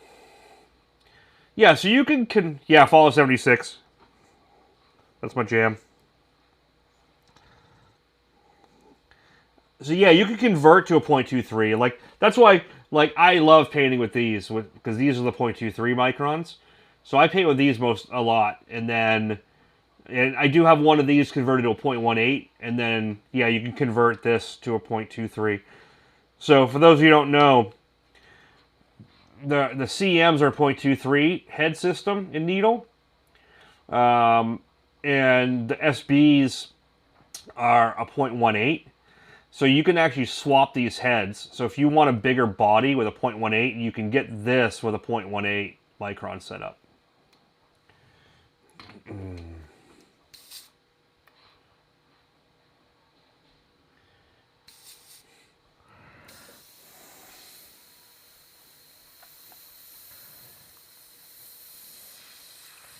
But this is a fun painting to break in a new micron with. There's a lot of challenge and detail.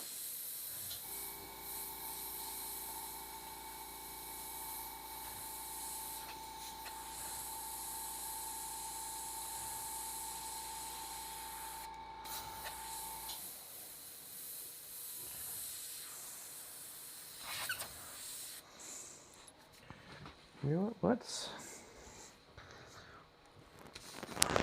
God, time goes fast, man, when you're painting this small, Steve. I want to get some of these volumes in here, like where the mouth is located.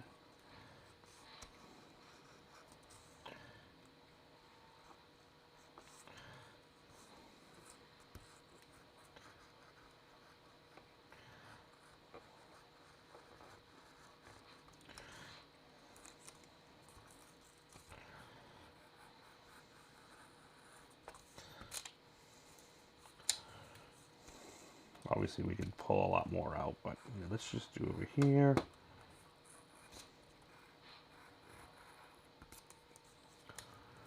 Yeah, let's just get a little bit of that in.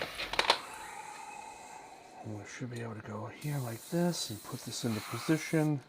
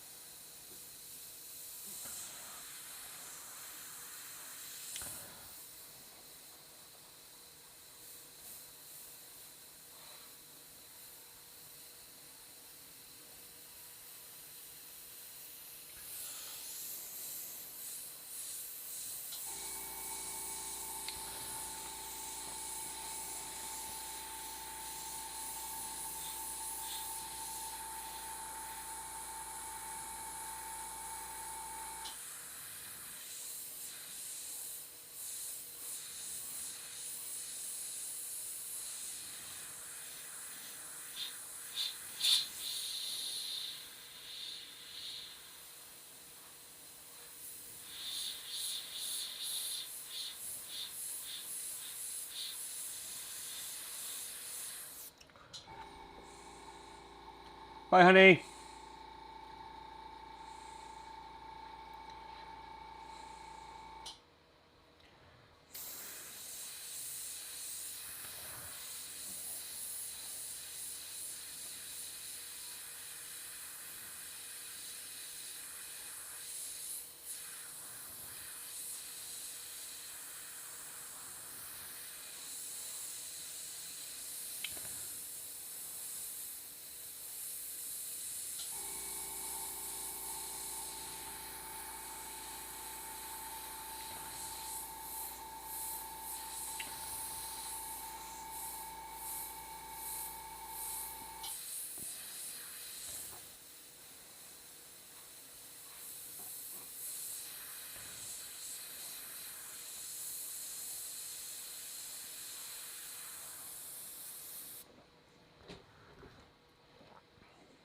So, I mean, I am happy. Like, the more I work it, the more I like it.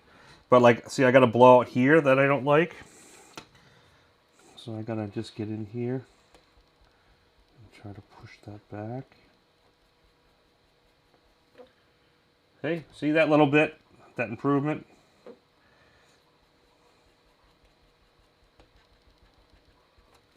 And this is where the erasing comes in, because it softens up these blends. See that?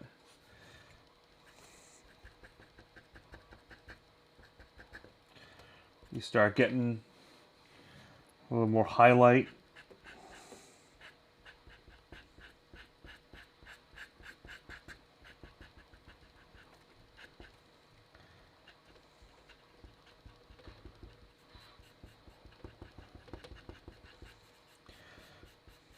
And that's where erasing will give you that soft. See, it starts to give you that skin texture.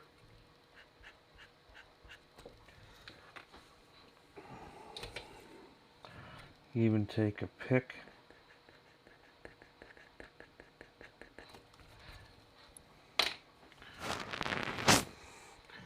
The electric erase is almost too big. They have a smaller tip on it. Maybe I'll switch to that.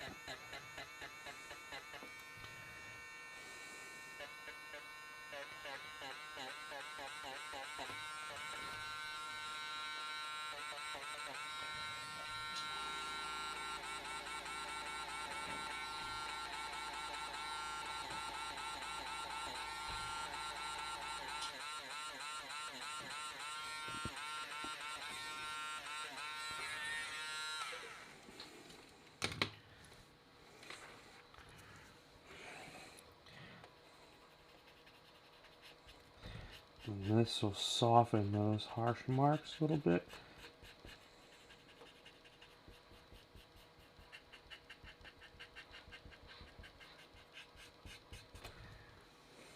Yeah, it's coming along.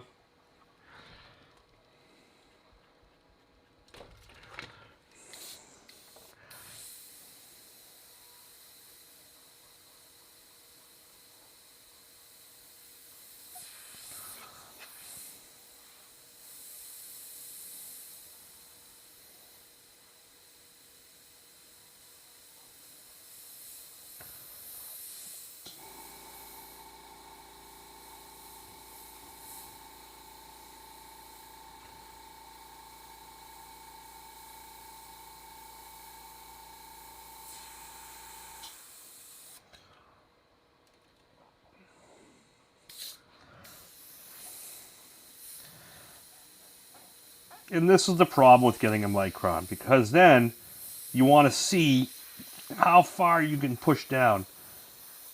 Because I'll tell you right now, I don't do this for customers. This is not my jam.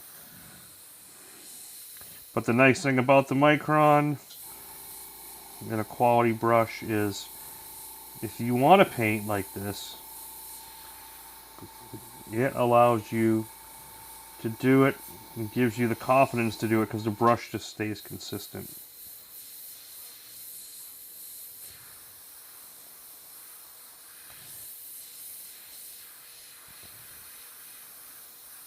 But you're definitely not going in like first crack. Just start doing micro painting. But it will get you there.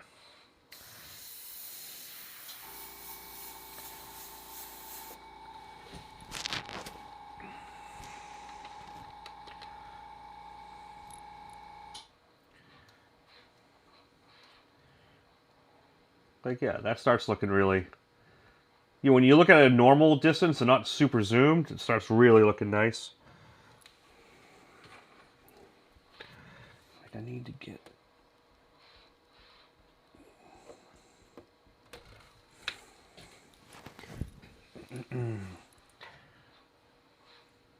Thanks, EJ. It needs to be a little glint, right?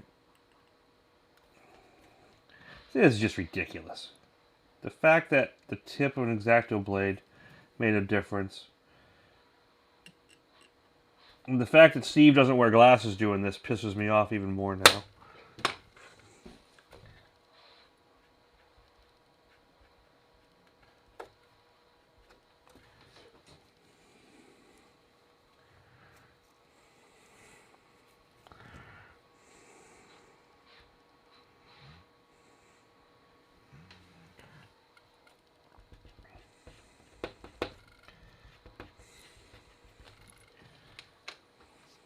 But, like, you can just tell, like, to spend all the time in here, like, you could just sit here and, like, pick a barnacle, shade between.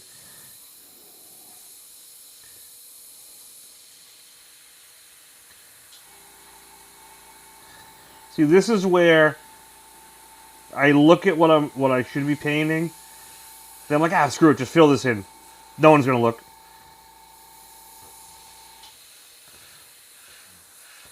But, like, guys like Steve and Drew want to go, like, catch every little friggin' window in a Japanese city. And little stroke here and put it where it's supposed to be.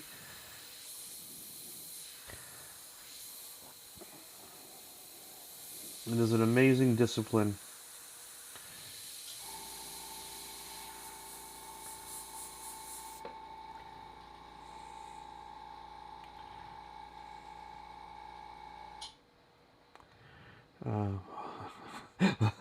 As he crashes into a tree because he's cross-eyed. Are you saying he's cross-eyed? Actually, I think he is a little cross-eyed. God damn it. Like this eye, the eyes need to look up a little more.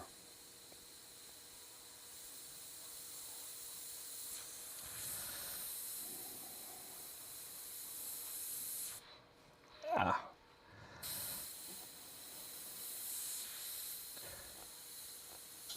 I think Steve said my guy Davey he's cross-eyed. I think Steve's effing with me.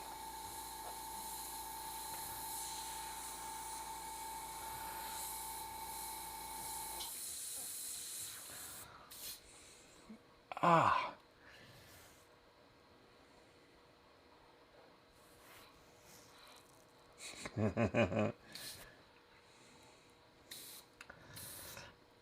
$10.02. I got. We spent the first almost half unboxing the Takumi.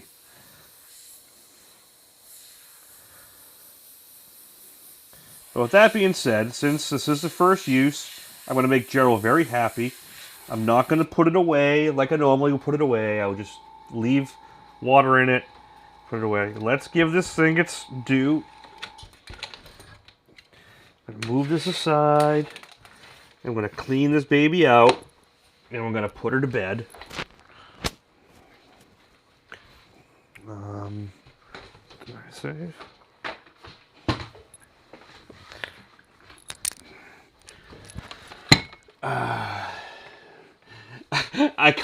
I wanted to paint the Giger one. I would have been more done with this one for sure. But we're going to do the Giger one. We're going to do it. All right, let's save our paint.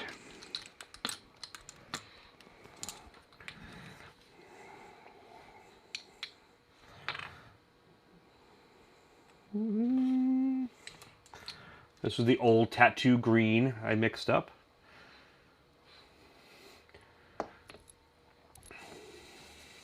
And that's what I was going for, Rob. I was going for that.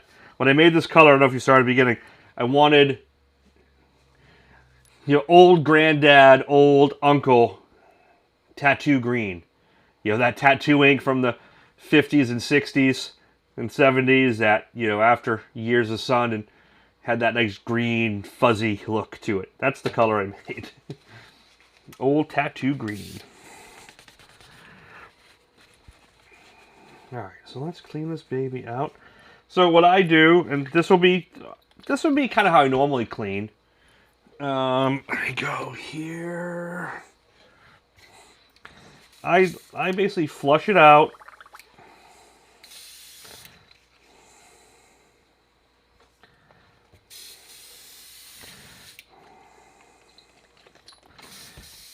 I do a water flush at first. I don't like that angle. Let me switch this here like this.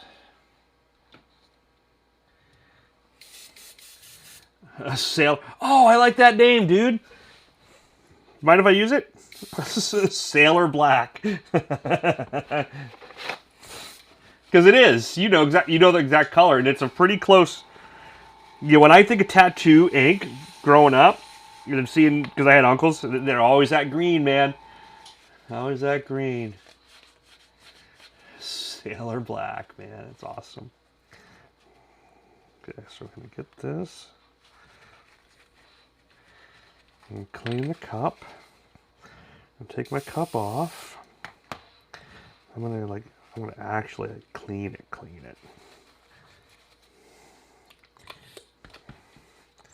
I'm gonna pull this off.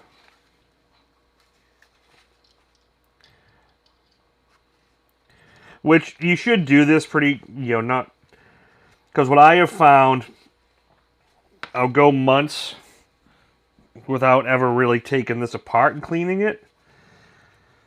And basically what's happened when you let these threads get super gucked with paint, when you try to take this off, I've snapped this post off before, because basically I created Loctite.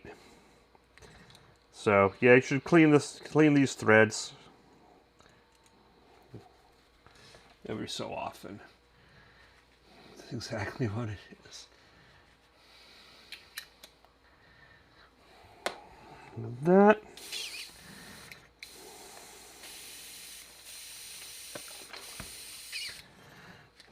Get you clean.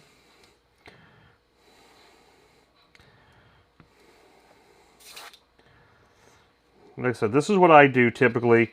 I'm not going to pull the whole head assembly and clean it, because that's reserved when you really need to.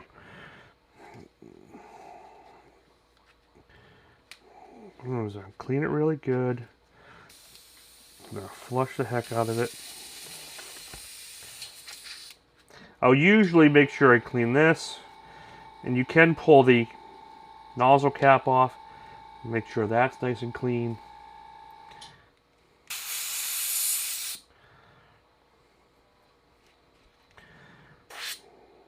And again, no matter what, when I finish this, it's going to be put away wet, as I always do. I mean, if you go in a case, you wouldn't. But I'll put that back in. This is where sometimes I will use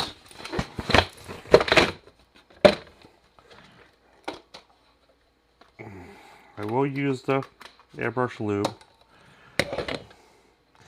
And all I do with this stuff, you know, I never put it in the body of the airbrush. I never put it, you know, like slather it inside. All I do, I put a drop on the needle. Just put it in. Basically, so it sits here. You know, basically, so the lubricant kind of stays here and just keeps this area from drying out. That's the most I use it at.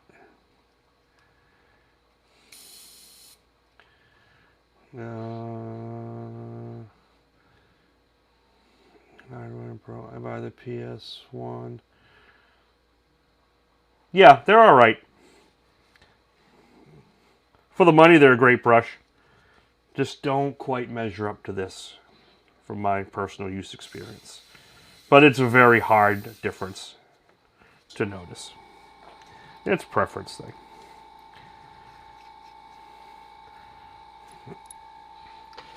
But just remember, those brushes get their cues because this came first.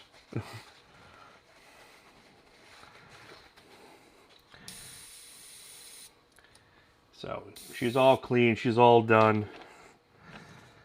Put it away. I'll do the right thing. I'm going to put it to bed. I'll leave with the little rubber cap on. See, then you got to take this off.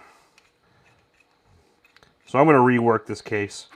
Put it away. That goes in here. That goes in here. That's how most people do it. I'm actually not going to leave it that way because I'm going to pick it up and use it tomorrow.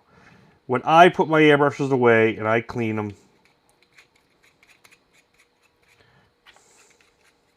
let's just be honest here. After I'm done cleaning,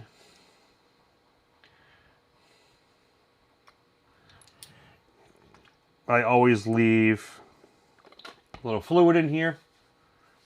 That way, everything inside here stays a little wet and moist. So if you did happen to miss any residue, and this goes with any airbrush, nothing will dry out or get sticky and bite here. So that's really the point. And then, did I save? Oh, I didn't. I'm gonna put it somewhere. The polishing rag that goes with it. We'll get this thing nice and cleaned up. God, I'm making a mess.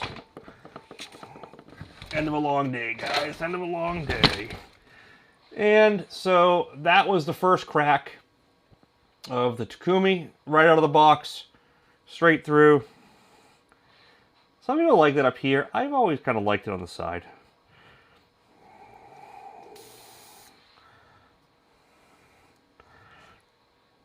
I don't know. What do you think? Wasn't too bad. Performed really well. Paintwork's great. Something I'll mess with some more. And I'll see you guys next week. We'll get this thing worked out. Maybe I'll work on this or I'll work on another one. It was a great night. Thanks for tuning in. Cheers. And yeah. Oh, sorry, just reading. Okay. Thanks, guys. Have an awesome weekend coming up. I'll see you guys next week. I'll try to do a couple more feeds. And I got to get some tabletop feeds because I got Armageddon back here. Starting to build it. And yeah. Thank you, Iwata, for the brush. Hope you guys liked it. Hope you guys liked the feed. And go back and check out the opening. And start to finish, christening of my new Iwata Takumi. Have a great night, guys. See ya.